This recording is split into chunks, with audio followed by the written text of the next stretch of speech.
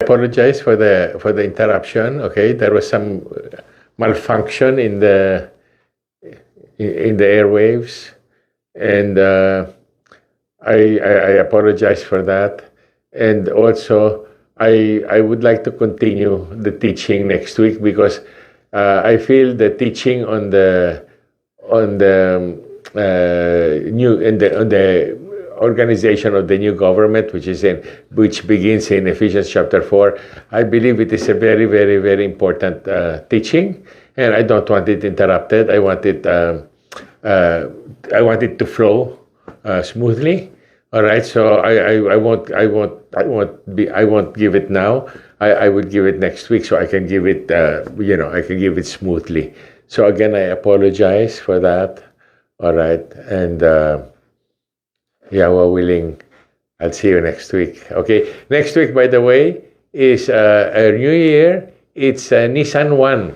All right, Nisan 1, and that is the new year that was given to Moses.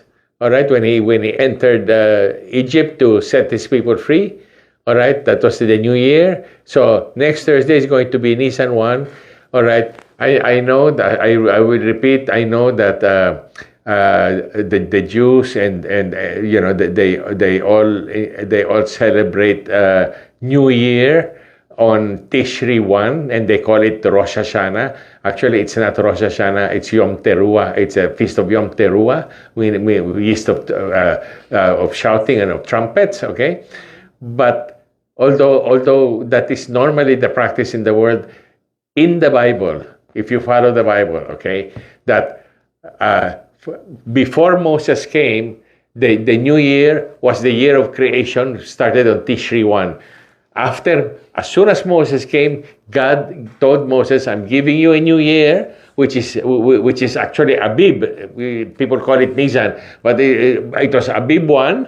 All right, and from the time Moses came, if you read the Bible after Moses, they will always refer to Abib 1 as the first month.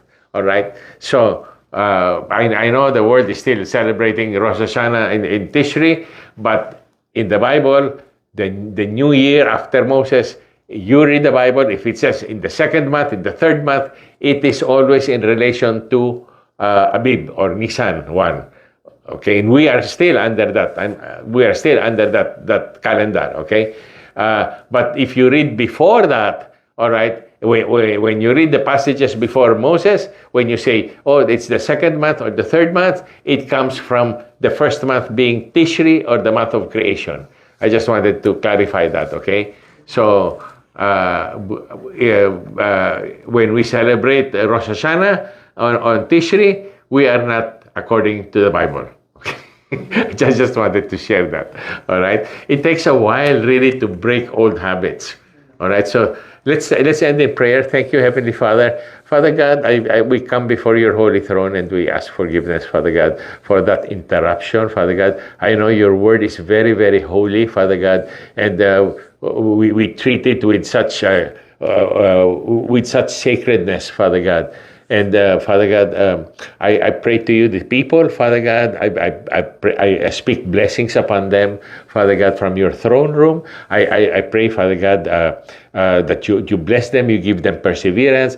May they learn how to approach you, Father God.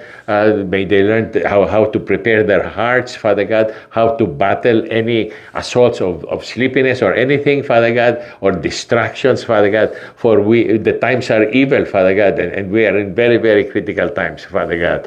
So, Father, just like last Sabbath, Father God, when you told me to reprimand these people, Father God, right after I reprimanded them, you poured down a spirit of joy, Father God. After the reprimand, you just poured down a mighty, mighty spirit of joy, and that we were just enjoying the rest of the evening, Father God, and people repented, Father God. So, Father God, really, Father God, we always thank you, Father God, for calling our attention, Father God, so that we can benefit more and approach you in a way that you expect us to approach you, Father God, so that we can appropriate the blessings in